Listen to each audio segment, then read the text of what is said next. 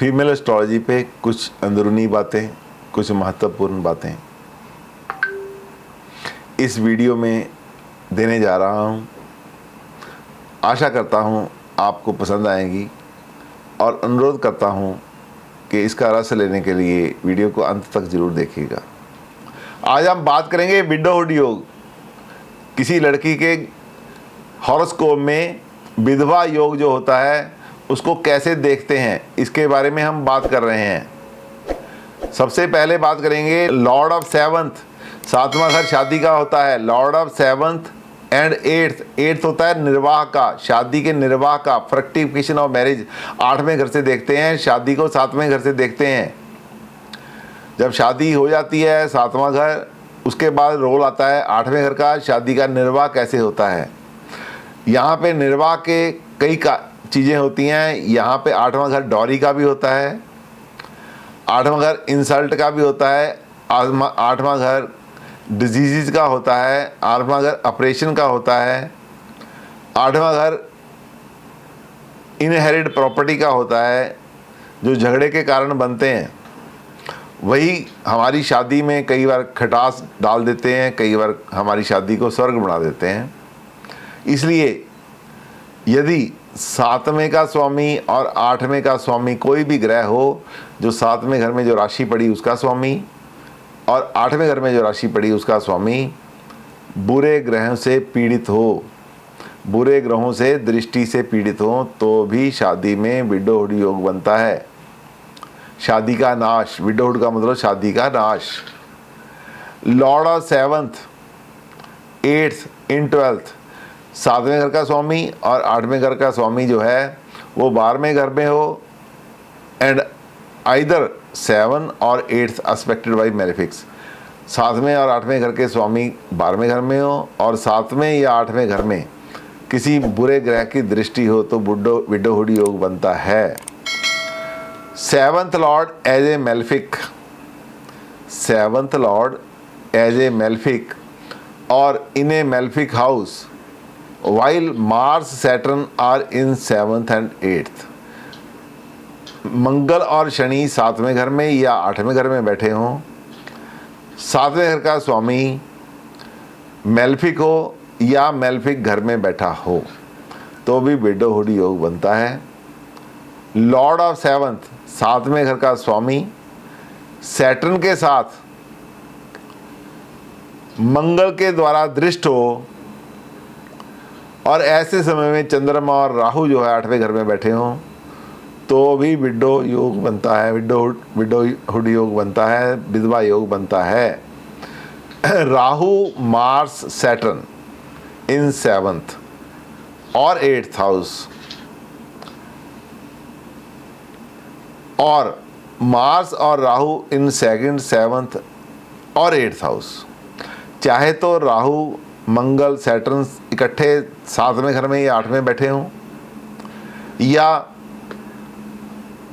मंगल और राहु दूसरे 7वें और 8वें घर में बैठे हों तो भी विडोहुड योग बनता है।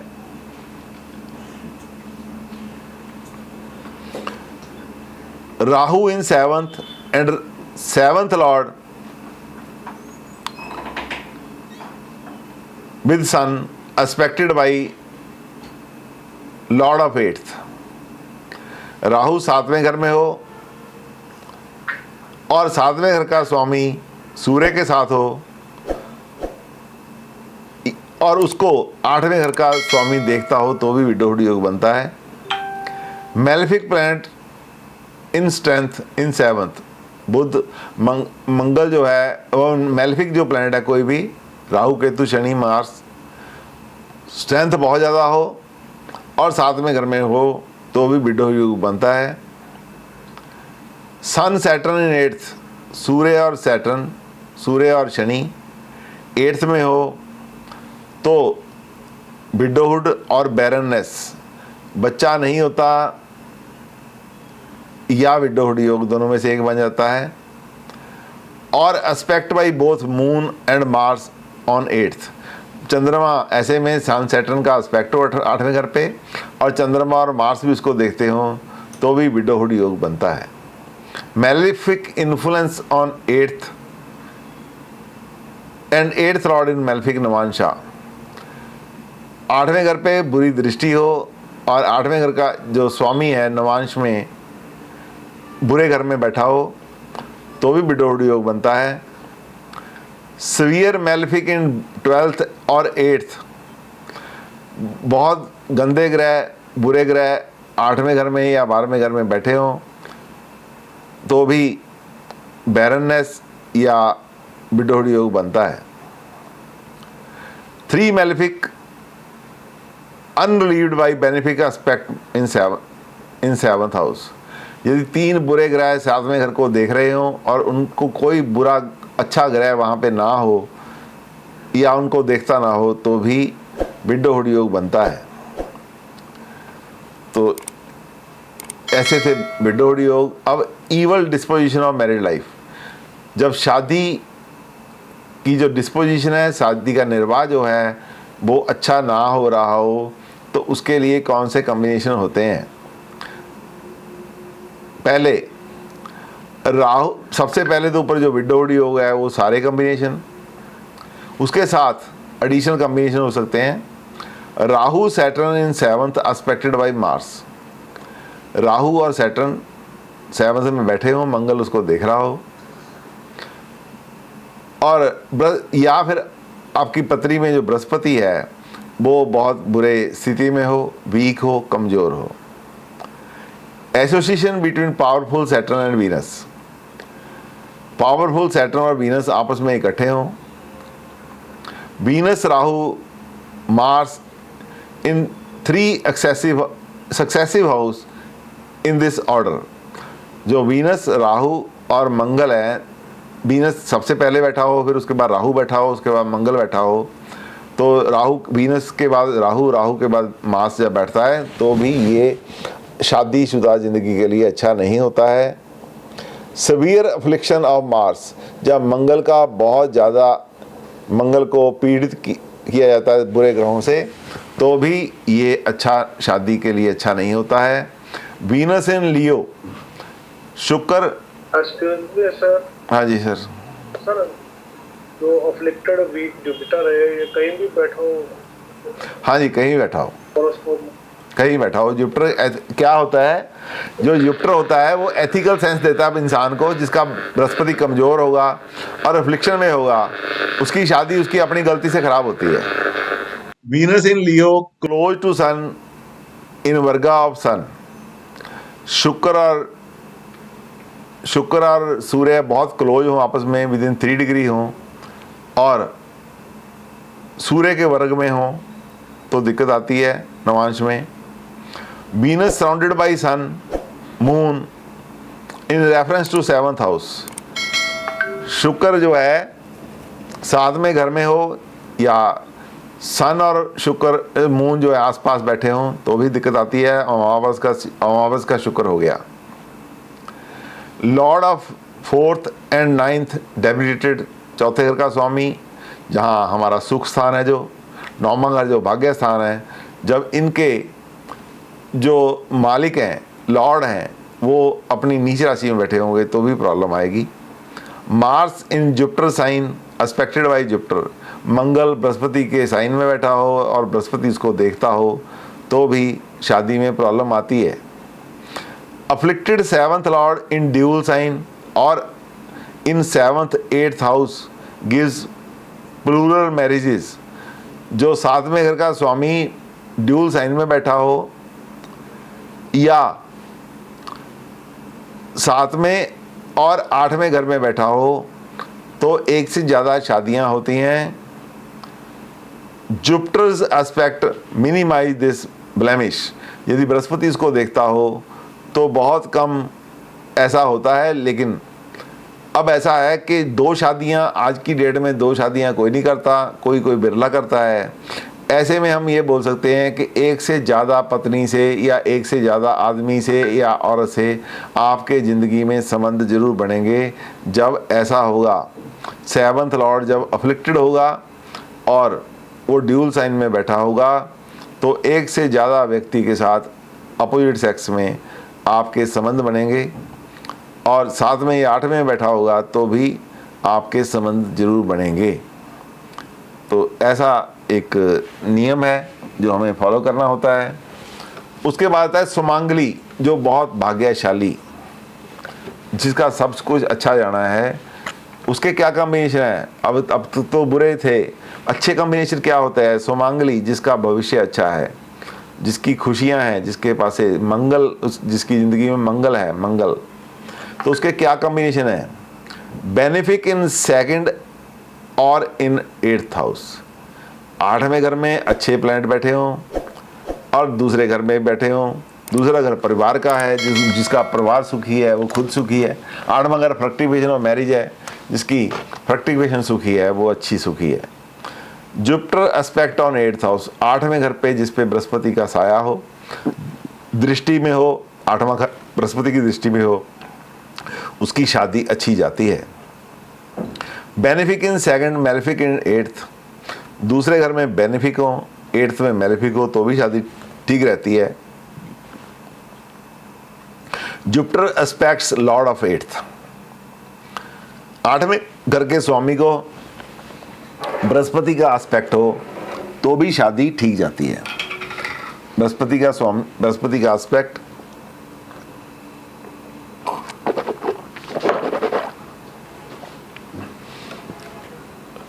आठवें घर के स्वामी को देखता हो या 8वें घर को देखता हो, शादी ठीक जाती है। Jupiter in 4th house, Brihaspati चौथे घर में हो, सुख स्थान में हो, तो 8वें घर को एस्पेक्ट करता है 5वीं दृष्टि से, तो शादी ठीक जाती है। Jupiter aspect on malefic in 8th house without malefic aspect on Jupiter, यदि बृहस्पति के ऊपर कोई बुरा प्रभाव ना हो और बृहस्पति 8वें घर में बुरे प्लैनेट बैठे हों, उनको बृहस्पति देख रहा हो तो भी शादी बिल्कुल ठीक जाती है। वीनस इन मेल चार्ट तीसरे, चौथे, 5वें, 6ठे, 9वें, 12वें घर में हो और तो नेटिव आउटलिव्स वाइफ, यदि पहले, दूसरे, 7वें, 8वें, 10वें, 11वें घर में हो, वाइफ आउटलिव्स हस्बैंड। तो क्या है इसका मतलब? जब शुक्र मेल चार्ट में शुक्र यदि तीसरे, चौथे, 5वें, 6ठे, 9वें, 12वें स्थान में होगा तो इंसान पहले चला जाता है ज़िंदगी में, और यदि एक पहले स्थान में, दूसरे में, 7वें, 8वें, 10वें और 11वें स्थान में होगा तो वाइफ की मृत्यु बाद पहले हो जाती है। 7th and 8th house are best vacant, 7वां घर, 8वां घर खाली हों तो सबसे बढ़िया ज़िंदगी, शादीशुदा ज़िंदगी रहती है, ये सबसे बढ़िया रहती है। तो इंटरकास्ट मैरिज के कुछ कॉम्बिनेशन हैं जो आपको बताता हूँ। वीनस राहु इन 6th और 11th, शुक्र और राहु 6ठे घर में या 11वें घर में बैठे हों। मार्स इन 8, मंगल 8वें घर में हो। राहु संबंध विद 7th और इट्स लॉर्ड, चाहे 7वें घर का संबंध राहु से हो, चाहे 7वें घर से के स्वामी का संबंध राहु से हो। मून मार्स इन 6, 8 पोजीशन, मंगल और चंद्रमा जब 6, 8 पोजीशन पे होते हैं तो भी इंटरकास्ट मैरिज के चांस बनते हैं। मार्स वीनस इन एंगल्स, मंगल और शुक्र जब एक दूसरे के एंगल में होते हैं, केंद्र में होते हैं, तो भी संबंध बन जाते हैं। या दोनों 12वें घर में इकट्ठे होते हैं तो इंटरकास्ट मैरिज के संबंध बनते हैं। Jupiter in 7th in Libra और एक्वेरियस, 7वें घर में लिब्रा साइन हो, तुला राशि हो या एक्वेरियस कुंभ राशि हो और बृहस्पति उसमें बैठा हो, तब भी इंटरकास्ट मैरिज के चांस रहते हैं। Easy delivery, the benefic in 5th provides 5th lord is not in 8th। Benefic 5वें घर में बेनिफिक प्लैनेट बैठे हों, अच्छे प्लैनेट बैठे हों, सात्विक प्लैनेट बैठे हों और 5वें का स्वामी 8वें घर में ना हो तो डिलीवरी बड़ी स्मूथ होती है। अबॉर्शंस, मिसकैरेज और सीजेरियन, सी सेक्शन, केतु 5वें घर में होगा तो इनमें से कुछ हो सकता है। जुपिटर अफ्लिक्टेड बाई केतु होगा तो भी जुपिटर कार का है बच्चे का, तो भी बच्चा अबॉर्शन हो सकती है या सीजरियन होगा। जुपिटर इन 6th 8th और 12th एंड अफ्लिक्टेड, बृहस्पति 6ठे 8वें 12वें खाने में होगा और अफ्लिक्टेड होगा तो भी लड़की के तो अबॉर्शन भी हो सकता है, मिसकैरेज भी हो सकता है, सीजरियन से बच्चा होगा। Malefic in 5th 7th and 9th तो भी ऐसे हो जाएगा। Moon in 5th in taurus, चंद्रमा 5वें घर में हो, टॉरस साइन हो तो भी सीजरियन हो सकता है। Leo Virgo Scorpio aspected by Mangal, provided के ऐसे चंद्रमा को मंगल देखता हो तब तो पॉसिबल है। मार्स एंड सैटर्न और राहु इन 5th, मार्स सैटर्न राहु तीनों इकट्ठे बैठे हों या मार्स सैटर्न इकट्ठे बैठे हों या राहु अकेला भी बैठा हो 5वें घर में तो भी चीज़ें प्रॉब्लम में आ सकती हैं। Mars and sun aspect 5th house, Mangal और सूर्य का यदि 5वें घर को एस्पेक्ट मिल रहा हो तो भी मिसकैरेज हो सकती है, अबॉर्शन हो सकती है या सीजरियन हो जाएगा। सन राहु और सन केतु इन 5th, सूर्य राहु और सूर्य केतु 5वें घर में बैठे होंगे तो मिसकैरेज हो सकती है, यदि बच्चा होगा तो सीजरियन के साथ हो सकता है। मेलेफिक इन और aspected 5th house without connecting to any benefics, सारे बुरे प्लैनेट या कोई बुरा प्लैनेट, दो बुरे प्लैनेट जब 5वें घर को देखते हो और ऐसे में अच्छा प्लैनेट कोई भी ना हो तो मिसकैरेज पॉसिबल है, तो अबॉर्शन भी है पॉसिबल है। यदि डिलीवरी समय पे होती है तो वो डिलीवरी सीजरियन से हो सकती है। स्टेरिलिटी, जिनके बच्चा नहीं होता, affliction to 5th and 9th भावा, जिसके 9वें और 5वें स्थान को अफ्लिक्शन होगी उनके स्टेरिलिटी हो सकती है। जो बांझ, हम बैरन तो नहीं बोलेंगे, ऐसी औरतें जिनको सेक्स में रुचि नहीं होती, संभोग में रुचि नहीं होती, ये उनकी पहचान है। Saturn Mars in 7th aspected by malefics, Saturn और मार्स इकट्ठे बैठे हों 7th हाउस में और उनको बुरे प्लैनेट देखते हों। 7th हाउस और नवांशा 7वां घर और इसकी navamsa occupied by 7th lord and should be owned by sun, 5वें घर की राशि हो उसमें तो बैरन राशि है तो उसमें सूर्य बैठा हो, ऐसे में मार्स और Saturn but any without any benefic aspect sterility होती है। If Saturn is rising in the rikta sandhi, Surya संधि पे हो, वीनस 7th हाउस में हो तो वाइफ जो होती है किसी मेल के चार्ट में ऐसे हो तो सैटर्न जो है वो संधि, दो घरों की संधि पे हो, वीनस 7वें घर में हो तो वाइफ विल बी बैरन। ऋतिका संधि are the 4th quarter of Ashlesha, जहाँ पे ऋतिका संधि क्या होती है, जहाँ पे एक घर बदल रहा है, नक्षत्र सेम है, ऐसा कहाँ कहाँ होता है। 4th क्वार्टर रेवती का होता है, 4th क्वार्टर मूला का होता है, अश्लेषा का होता है। ऐसे जैसे गंडमूल, आप ये समझ लो कि सैटर्न उन जगह पे हो जहाँ से गंडमूल होता है और जो शुक्र है वो 7वें घर में बैठा हो। सैटर्न की स्थिति ऐसी हो जहाँ पे राशि बदल रही है, नक्षत्र सेम रहता है, जैसे अश्लेषा, रेवती और Mula. Husband's profession is judged by from the 4th house and the planet in 4th house. जो लड़की है उसके हस्बैंड का जो प्रोफेशन है वो जाना जाता है कि लड़की का 4था घर उसके हस्बैंड का प्रोफेशन का 10वां घर हो जाता है। उसमें जो प्लैनेट बैठे हैं और उसका जो राशि है, उसका स्वामी, उसके साथ हम जान सकते हैं कि लड़की का हस्बैंड क्या करता होगा। Husband's profession is judged from the 4th and the planet in 4th house. Direction, किस from which he hails is indicated by the Rashi calculated by adding longitude of the Venus, 7th lord or Rashi of the planet in 7th house, influence of planet on 7th and its lord decides in which direction one marries। ये formula है, आपको सिखा दिया जाएगा, अभी पढ़ लो आप, फिर सिखा देंगे इनको कैलकुलेशन कैसे करते हैं। तो तो उनमें ग्रहों की दृष्टि, ग्रहों की स्थितियां जो है उनकी डायरेक्शन क्या है देख लो आप। सूर्य ईस्ट साइड का कारक है, वीनस साउथ ईस्ट का कारक है, मार्स साउथ का कारक है, राहु जो है वो साउथ वेस्ट का कारक है, सैटर्न वेस्ट का कारक है, चंद्रमा नॉर्थ वेस्ट का कारक है, मरकरी नॉर्थ का कारक है, जुपिटर नॉर्थ ईस्ट का कारक है। नेचर ऑफ द हस्बैंड कैसी होगी, इसको जज करने के लिए प्लैनेट जो सातवें घर में बैठे हैं, टेनेंट है उनका, सातवें घर का खुद का कैसा स्वभाव है, वैसा ही आपके जो नेचर होगी हस्बैंड की या वाइफ की वैसी ही होगी। और नवांश में भी 7th लॉर्ड को जरूर देखना चाहिए। यदि सूर्य है तो इनडिफरेंट टू सेक्स, जुपिटर है wise, Rahu Ketu modern idea and philosophy, Chandrama lustful होगा, मंगल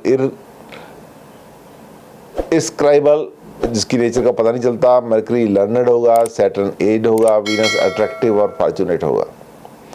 Lord of 9th and Jupiter in 6th 8th और 12th, husband is short lived.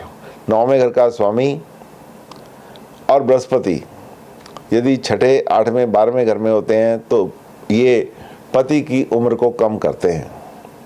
If in केंद्रा और त्रिकोणा रिच और लॉन्ग लिव्ड हस्बैंड, यदि ऐसा 9वें घर का स्वामी और बृहस्पति केंद्र और त्रिकोण में होंगे तो रिच और लॉन्ग लिव्ड हस्बैंड मिलता है।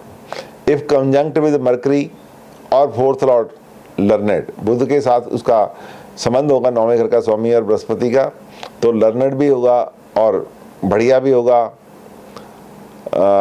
If conjunct with Mars and Saturn तो बड़े घर का मालिक होगा, बड़ी लैंड का मालिक होगा, लैंड लॉर्ड होगा।